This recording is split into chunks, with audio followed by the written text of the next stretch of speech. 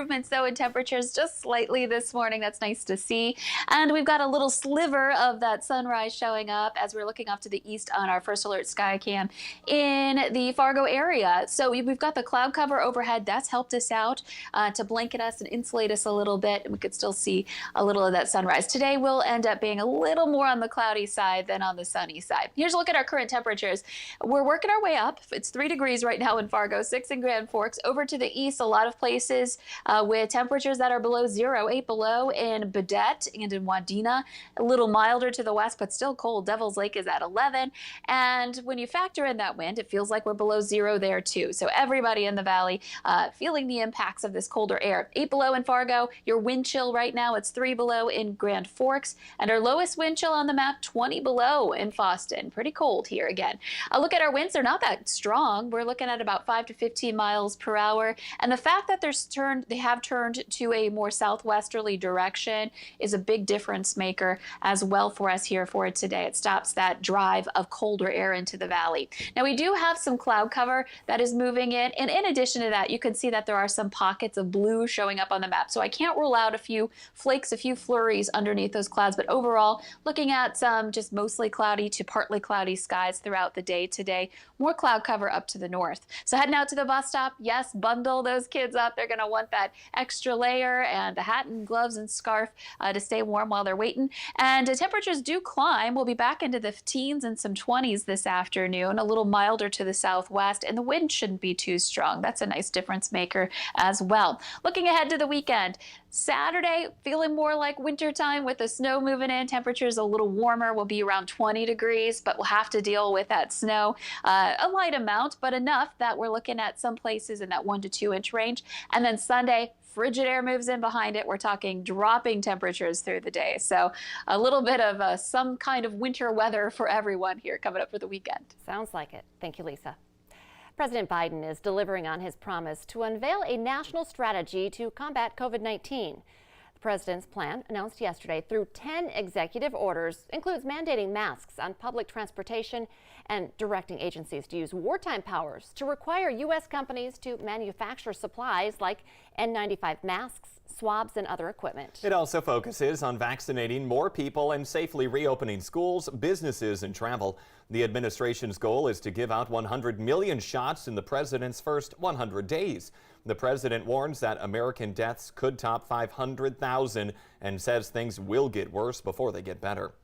And one of the president's executive orders already has a lot of people talking. Some people in the valley are worried about how the shot sharing idea would work when there's already a shortage of COVID vaccinations.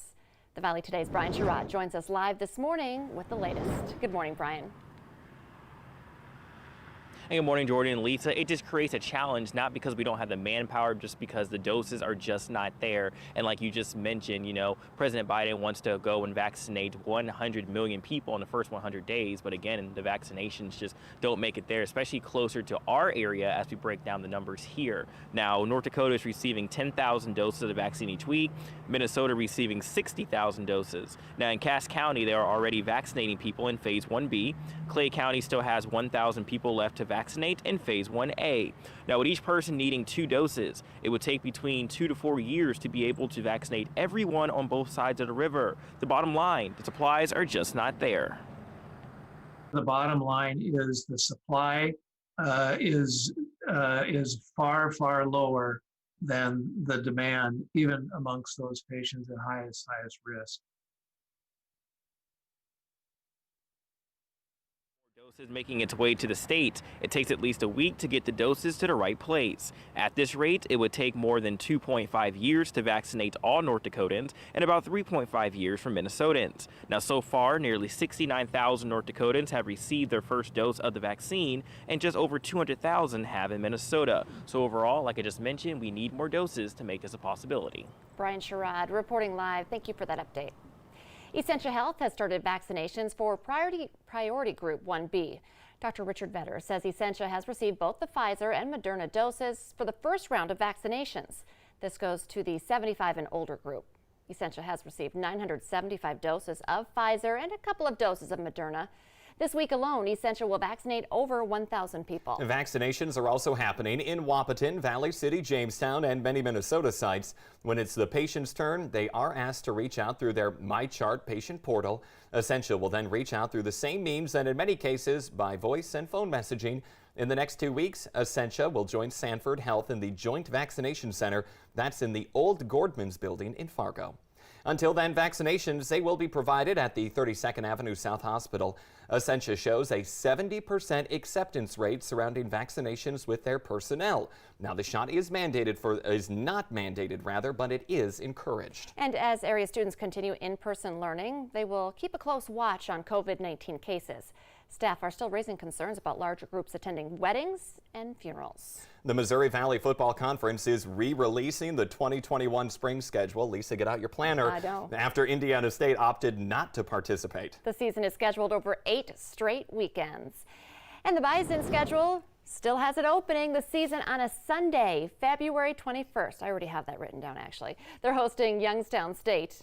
NDSU will also host 3 Saturday games against Illinois State, North Dakota, and South Dakota State. All 4 home games are scheduled for 2:30 kickoffs. Also happening, the University of North Dakota opens with 3 straight home games in Grand Forks, including a Thursday night matchup with South Dakota on March 4th. The Hawks will travel to Western Illinois, Fargo, Youngstown, and Illinois State to wrap up their regular season schedule. The pandemic, it's been pretty tough for nursing home residents, so some Minnesota high school students stepped up and stepped into the snow. Kids in Cloquet fanned out across town to build snowmen and snow sculptures outside the nursing home windows. They hope it helps raise the spirits of people who are pretty much still stuck inside.